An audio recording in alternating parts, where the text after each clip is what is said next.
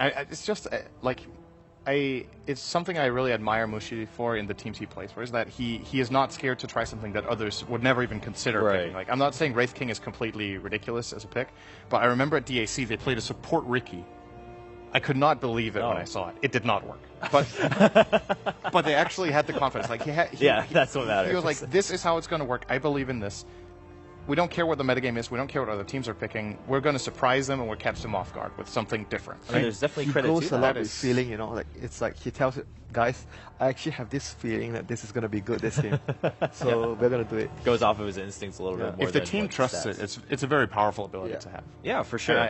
It just goes to show how much faith they have in him, right? Because they definitely believe in Mushi's ability. Man, I wish they have a bounty hunter now. Their lineup is like screaming track.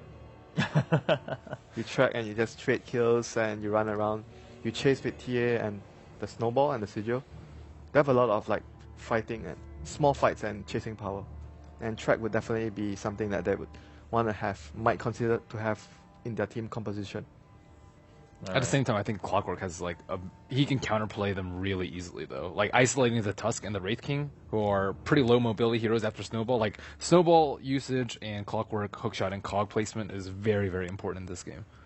Wyvern's actually a god tier pick against this lineup. That is like a kick, man, into Fnatic's lineup. They have so much issues with dealing with the Cold Embrace. They have to maybe pick someone that has spell damage right now, or something to counteract that. It's not even just that, right? Of course, Cold Embrace is like incredible against Tusk ult, Witch Doctor ult, everything from Wraith King apart from the stun, which is his only active ability, and TA. All of TA's damage is physical. So Cold Embrace is incredible, but it's also a great counterpick to Tusk, right? You roll in, and then when you roll in, you expose yourself to a good winner's curse, and all of Fnatic's lineup is actually close. They need to come in close. TA is a range carry, but she's like a 300 range carry. Wraith King melee. Death Ward is the only thing that they can probably play around the curse with, but it's actually going to be pretty tricky here for Fnatic, I think. And so Crystal Maiden. This is quite unexpected. I mean, if we were to try to find the reason. They might actually want to go aggro try with this line. Like, if they don't do aggro try and they just do defensive lanes, it kind of feels that they are going to lose out a lot from the laning phase. Aggro tri-laning into Gyro is always scary, though. That is risky, And it's Lina and Wyvern, so both the supports have very long range, a lot of harass, so yeah, it's probably a bad idea. It's probably a bad idea, that is not an easy tri-lane to go into. I mean, hey, but obviously we just talked about, Fnatic, or Mushi rather, obviously being known for, hey, going with his instincts, going with his guts. So even if it's a bad idea, Riki support sounds like a bad idea. It didn't work, but went with it, and he has that faith. Teammates have that faith. So maybe we'll see it work this time. Maybe we'll be proven wrong. That's something to always look forward to when we see Mushi playing with his teammates. On the other side, IG looking like they're feeling pretty confident again with their draft, going off of that win in Game 1. So we will be jumping right into Game 2 between IG and Fnatic. Luo so quick to the top. They are really wanting to win this Vision game against Fnatic. And we should welcome everyone in from the main live stream. So greetings to all as we go into game number 2. Invictus Gaming up against Fnatic. I am Toby1, joined by Wago. We will be your casters for this game. Greetings and salutations, Dota lovers. Rest in peace, AC. Shout out to he's fine. He's fine. He's really happy. He's in a comfortable position of life.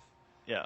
So, as you said, the TP out to drop these wards, very nice by IG. So they have perfect information of the lanes already, whereas Fnatic still kind of just looking around, trying to find any information. They haven't seen anyone top. They did not see the gyrocopter bottom, even though they just barely... I like how deep they put that top ward, too. Yeah. Like, if you're running up late, maybe you're going to ward a little bit further down. But actually having that ward up on the high side and to the right, you see deeper into the jungle, and you just have some good fun that way.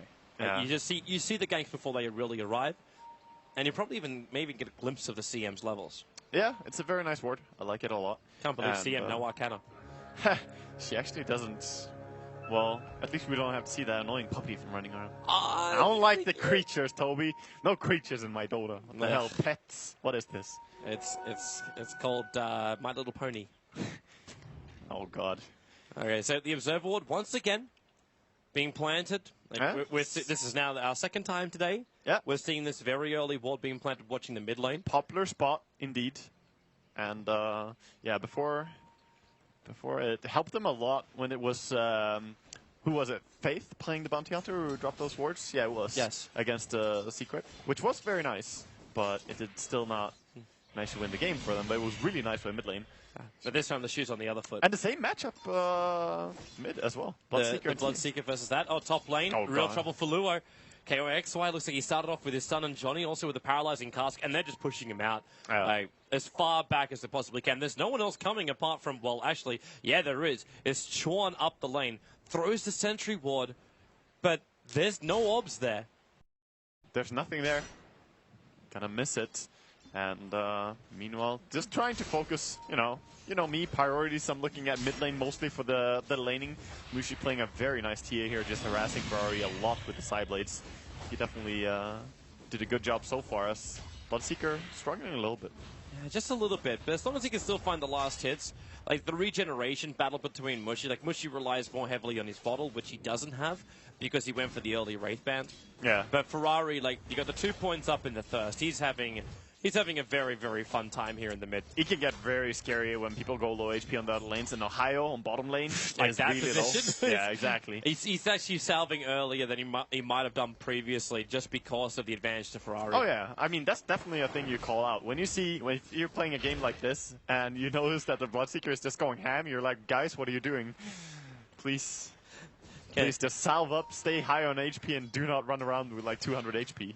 Because it's going to win the Bloodseeker's lane when you do that. Where's Kerchik headed? Initially, it looked like he was going to try and contest for the 2-minute rune on top. In the end, it's going to be in favor of Chuan, the DD.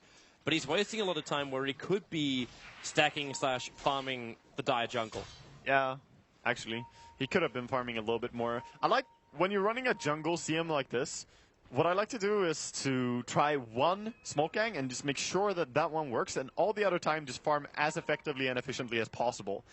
Because else, if you're kind of thinking about ganging every now and then, you find yourself not farming very quickly in the jungle at all.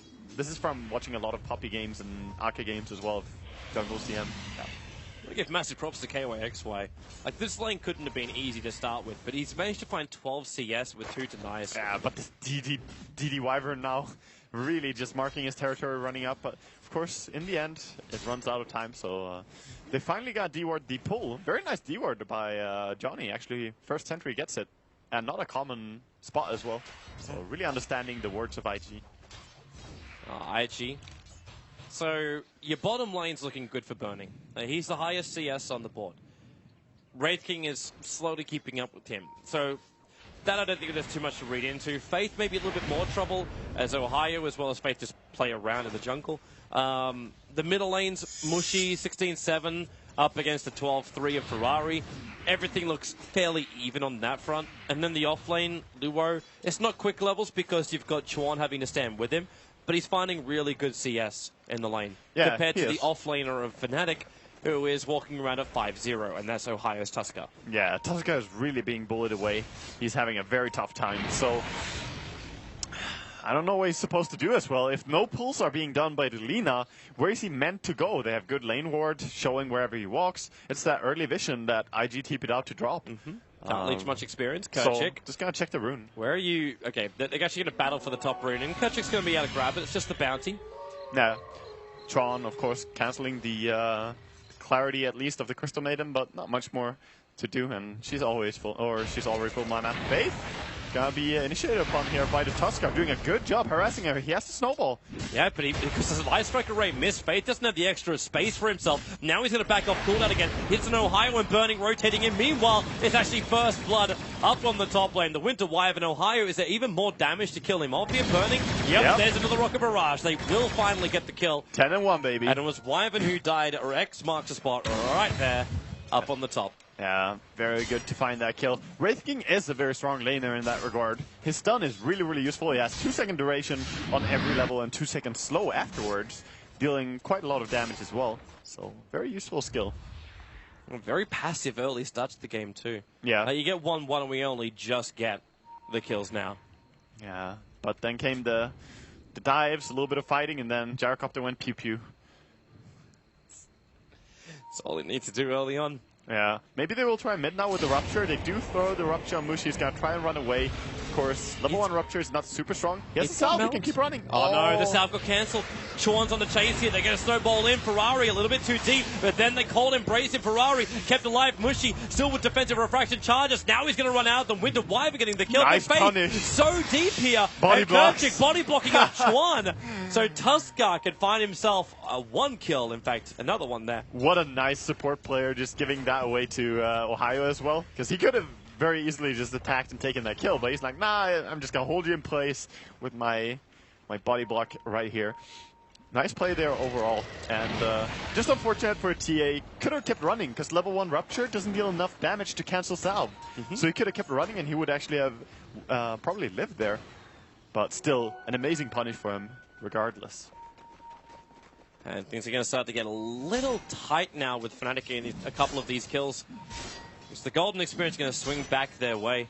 Yeah. And Ferraris could be careful in mid. The Observers and Sentries, the supports being involved in kills, they're finding more and more farm, which means more and more vision and support Attempt items. on top lane again. They have another crack. It's the Sun on Luo, Paralyzing Cask and Malediction. Luo's dead. Battery Assault and Stick Charge want to keep him alive, but he can bring KYXY with him. He's trying to cut out the cogs, and the support TP in is actually going to give Burning the level. So, okay, there's your ulti from Burning, slowing down KYXY. They've got a little bit more slow because of Chuan. Johnny trying to help out with a Paralyzing Cask, bouncing over to Chuan. He's actually dodging the creep wave. And KYXY keeping him up. Where's the slow? Where's the splitter? There it is. KYXY slowed down Chuan. The TP out by KYXY will be successful, but Ferrari, you can't even chase after Johnny. They TP'd up when they couldn't find any collateral. Yeah, that's very nice for Fnatic, managing to get out of there.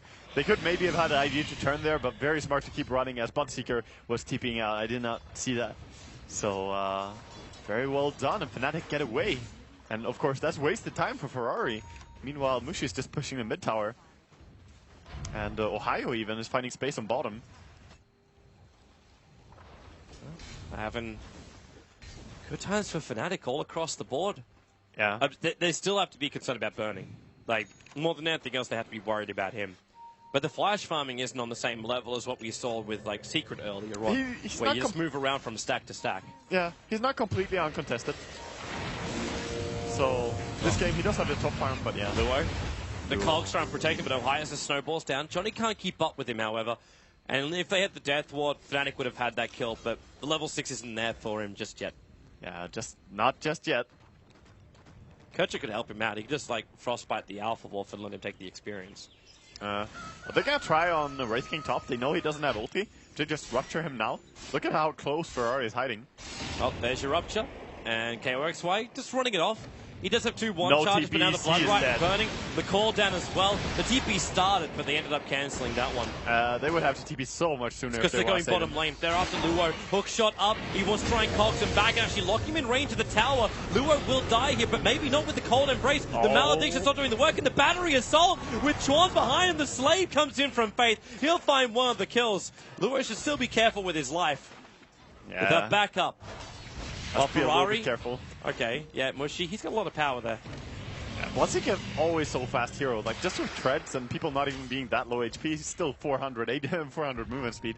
So he can be very aggressive. Top tower gets brought down by Burning, gets the last hit as well. So very nice for him. The Ancients are actually blocked now by Faith. So he walked there and checked it. Scouting it out means too, the Burning should be making his way over. Yeah, at least they will keep tabs on where the TA is moving and when she will go there to clear it. Should be around this timing anyway. I remember casting the ESL 1 Chinese qualifiers, and like moments like this in Chinese Dota when you got a whole bunch of like ancient stacks, you move over and contest.